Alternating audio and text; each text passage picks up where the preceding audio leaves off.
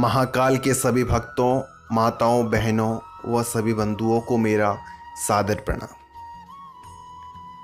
हिंदू धर्म में अमावस्या के व्रत को विशेष रूप से स्थान दिया गया है। उसमें भी सोमवती अमावस्या का विशेष महत्व है, लेकिन इस बार लगभग 20 वर्षों के बाद सोमवती अमावस्या और हरियाली अमावस्या एक साथ एक ही दिन पड़ रही है।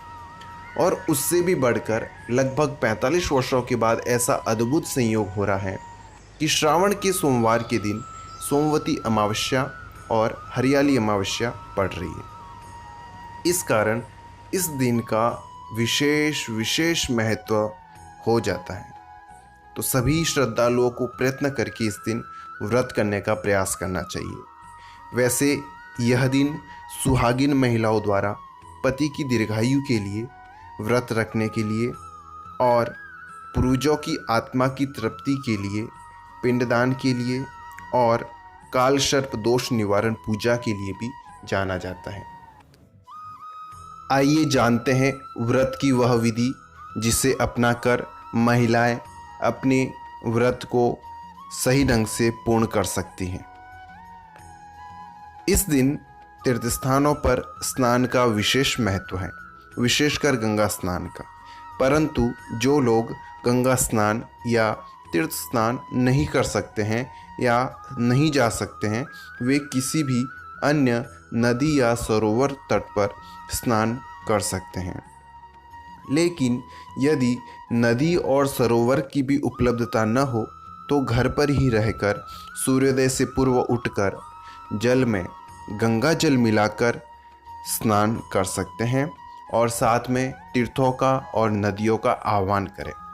गंगा सरस्वती सिंधु ब्रह्मपुत्र च गंडकी कावेरी यमुना रेवा कृष्ण गोदा महानदी अयोध्या मथुरा माया काशी कांची अवंतिका वैशाली द्वारिका अधेया पुरी तक्षशिला गया। इस प्रकार से तीर्थों और नदियों का आह्वान करते हुए हम तीर्थ स्नानों पर किए गए स्नान का महत्व और उसका पुण्य अर्जित कर सकते हैं। उसके उपरांत सूर्य उदय होने के बाद भगवान सूर्य नारायण को अर्घ्य दें और गायत्री मंत्र से उनकी उपासना करें। मैया तुलसी को जल अर्पित करें और धूप, अगरबत्ती और दिए से उनकी आरती करें और तुलसी की 108 बार परिक्रमा करें। इस दिन भगवान शिव व माता पार्वती की पूजा का विशेष विधान है। पति की दीर्घायु की कामना की पूर्ति भगवान शिव और माता पार्वती की कृपा से ही संभव होती है और भगवान शिव और माता पार्वती का वास पीपल के वृक्ष में माना जाता है। पीपल के पेड़ की जड़ में भगवान विष्णु का, तने में भगवान शिव का और अग्रभाग में ब्रह्मा जी का वास माना जाता है। अतः पीपल के पेड़ के पूजन की विशेष महत्व यहाँ पर इस व्रत में है। तो पीपल के पेड़ की दूध, दही, रोली, चंदन, अक्षत, फूल माला, हल्दी, काला तिल आदि चढ़ाकर पीपल के वृक्ष की पूजा करें और उसके बाद पीपल के पेड़ की जड़ों में जल अर्पित करें। पेड़ के चारों ओर 108 बार धागा लपेटते हुए परिक्रमा करें। परिक्रमा के दौरान थाली में सुहाग का श्रृंगार जैसे सिंदूर, बिंदी, चूड़ी, मेहंदी और ऐसी ही कुल मिलाकर 108 सामग्री इकट्ठी कर थाली में सजाकर परिक्रमा करें। यदि 108 सामग्री उपलब्ध न हो तो 108 मूंगफली मिलाकर यह परिक्रमा पूर्ण की जा सकती हैं। परिक्रमा के बाद इस सामान को विवाहिता कन्याओं को बांट दें।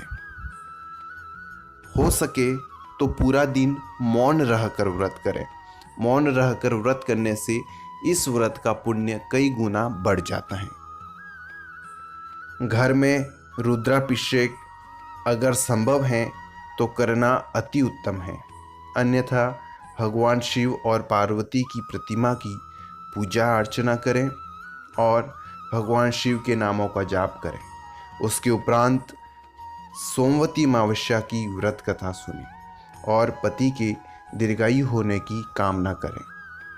गाय को दही और चावल खिलाएं। इस दिन किया हुआ दान पुण्य अक्षय हो जाता है, अतः दान पुण्य में बढ़ चढ़कर भाग लेना चाहिए। गरीबों को खाना खिलाकर तृप्त करें और कपड़े, अन्न, मिठाई आदि का दान करें। इस दिन पूर्वजों के निमित्त किया हुआ दान या पिंड दान पूर्वजों को स्वर्ग लोक की प्राप्ति कराता है। शाम को भगवान शिव की और माता पार्वती की पूजा कर उन्हें नैवेद्य का भोग लगाकर स्वयं भी व्रत खोलें। इस प्रकार से यह सोमवती अमावस्या का व्रत पूर्ण होता है।